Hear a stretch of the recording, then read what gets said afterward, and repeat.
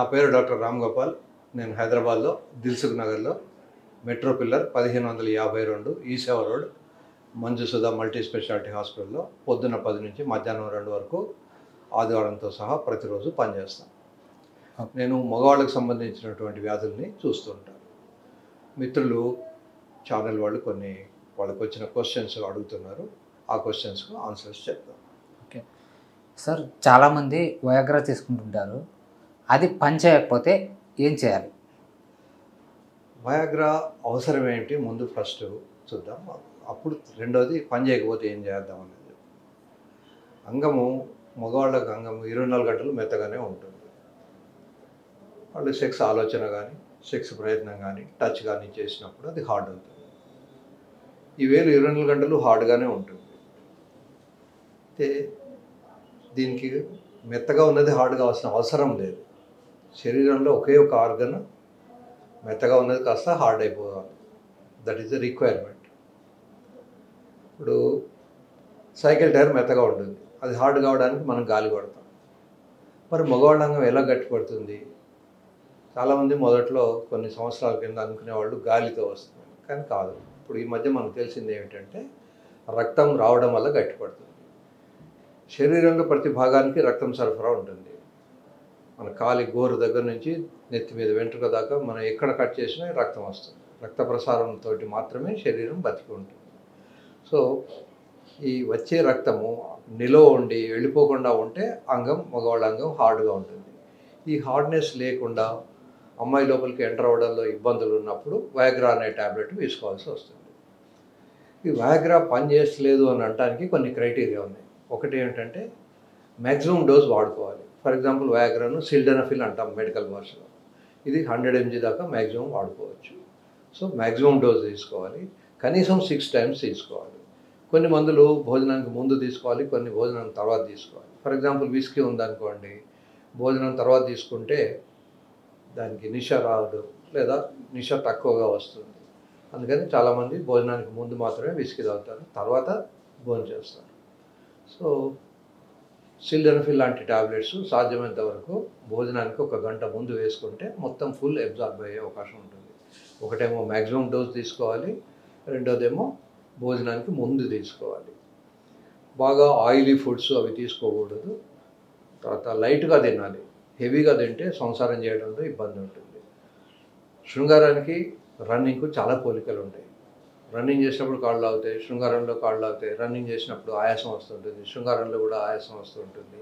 ఒక round of running కాగానే rest తీసుకోవాలి, ఒక రౌండ్ ఆఫ్ శృంగారం కాగానే రెస్ట్ తీసుకోవాలి. మళ్ళీ వెంటనే శృంగారంలో పాల్గొనలేరు. దీన్ని కోసమని ప్రతి మనిషి కూడా ఒక 20 నిమిషాలు రన్ చేయగలిగినంత కెపాసిటీ, నాన్ స్టాప్ రన్నింగ్ చేసే కెపాసిటీని మెయింటైన్ చేసుకోవాలి. అబ్బాయిలు అమ్మాయిలు కూడా.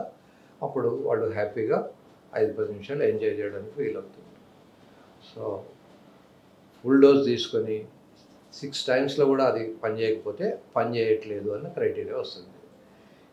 మొత్తం ఇంతవరకు 4 డ్రగ్స్ మాత్రమే ప్రపంచంలో ఉన్నాయి. ఒకటి సిల్డెనఫిల్ లేదా వయాగ్రా, సుహాగ్రా ఇట్లాంటివన్నీ పేర్లవి. ఈ ఆగ్రాలతో వచ్చేది ఒకటి ఉంటుంది. రెండోది టెడలాఫిల్ అనే డ్రగ్. ఈ టెడాలిస్ అని, ట్రీజర్ అని ఇట్లాంటి పేర్లతో అది అమ్ముతుంటారు. ఇది మ్యాక్సిమం డోస్ 20 mg. ఇందాక సిల్డెనఫిల్ 100 mg, ఇది 20 mg. ఇది కాకుండా వర్డనాఫిల్ అని ఉంటుంది, వ్యారిమాక్స్ అని రకరకాల పేర్లతో అమ్ముతుంటారు. ఇవి మ్యాక్సిమం డోస్ 20 mg. తర్వాత అవెనాఫిల్ ఉంటుంది, ఇది 100 mg. సో ఒక్కొక్క మందుకు ఒక్కొక్క డోస్ మ్యాక్సిమం ఉంటుంది. అది కూడా 6 times వేసుకున్న తర్వాత ఒకవేళ పని చేయకపోతే పని చేయలేదు అన్న స్టాంపు వేసుకోవాల్సి వస్తుంది. ఇలా పని చేయనప్పుడు నిరుత్సాహపడక్కర్లేదు.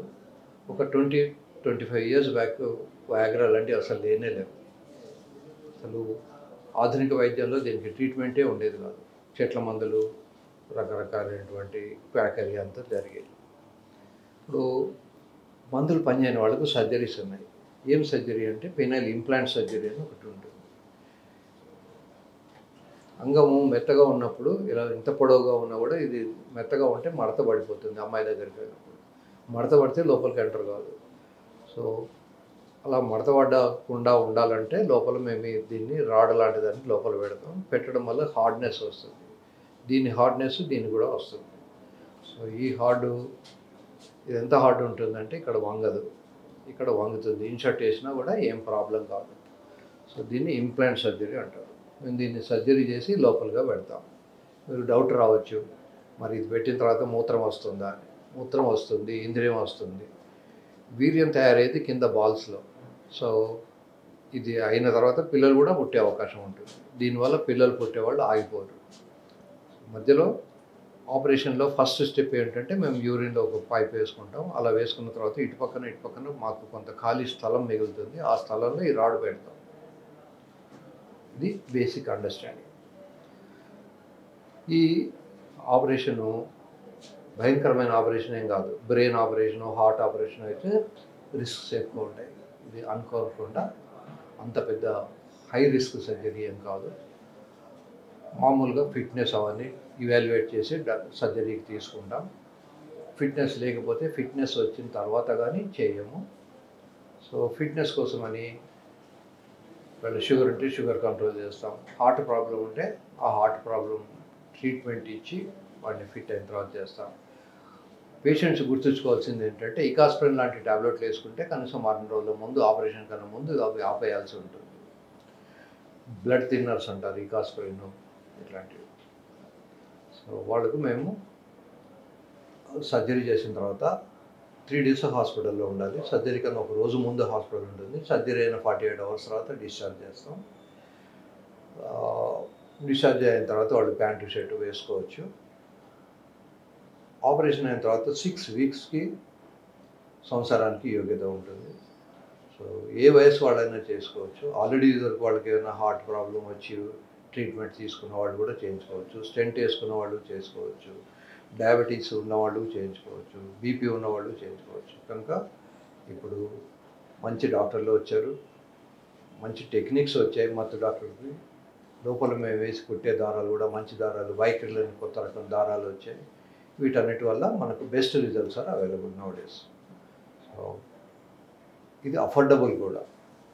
ఒక్కో హాస్పిటల్లో ఒక్కొక్క రేట్ ఉంటుంది. మన హాస్పిటల్లో 1.5 lakhs ప్యాకేజ్ తీసుకుంటారు. ఇది depending upon the length of the penis, వాడి సైజులు బట్టి, తర్వాత మనం ఈ ఇంప్లాంట్ ఎంత, ఏ నెంబర్ వేయాలి, ఇట్లాంటి వాటి మీద ఉంటుంది.